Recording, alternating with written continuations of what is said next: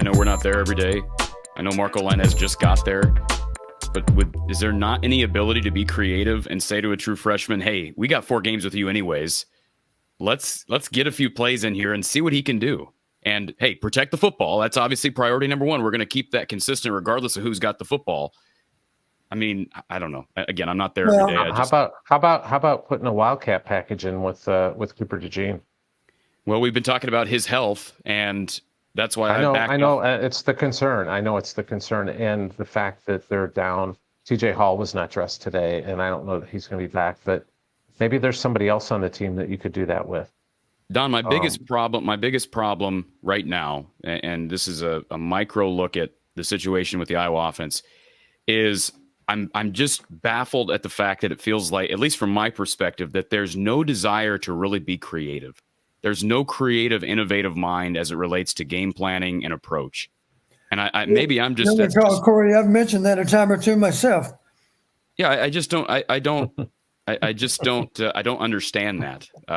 And I'm certainly not skilled enough or smart enough to go in there and do it. But I think that's the sentiment of a lot of fans. It just feels like there's not really any drastic measures taken when the numbers and the situation indicate that drastic measures are needed. But they are 6-2. I know people don't like hearing that. Don, they should be 7-1.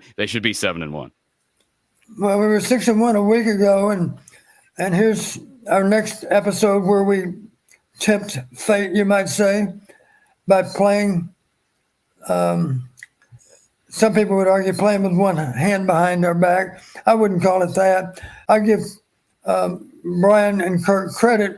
It's not as if we sat on our very, very small lead. We were trying to make plays. Here's the truth of the matter. Corey, you heard me say in the past, somebody is going to make us play left-handed. Remember that? Uh-huh. We talked about that. Somebody's going to, and Hayden would say it this way, unusual circumstance calls for unusual measures.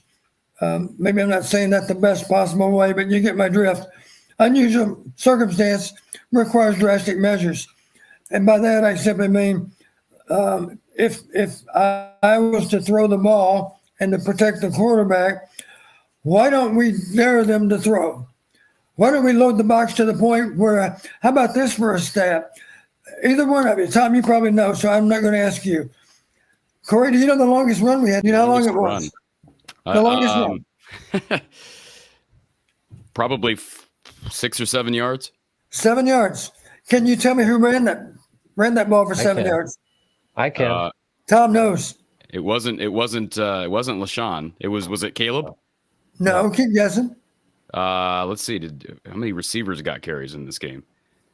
None. So who are we talking Patterson about? had 3 carries, I think. There's only one other guy that ever carried the ball.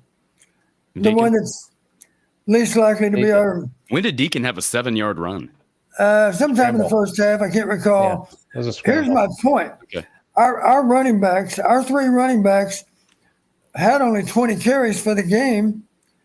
Our longest game was 5 yards with those 3 running backs. Now, that doesn't mean we were just horrible up front. That simply means they had more tacklers than we had blockers. We didn't gain more than 5 yards all day, in large part because they were outnumbering us in the box time after time, and they were daring us to throw. And we tried to throw. We threw 28 times, I think it was. We tried to throw, but not with great success, of course.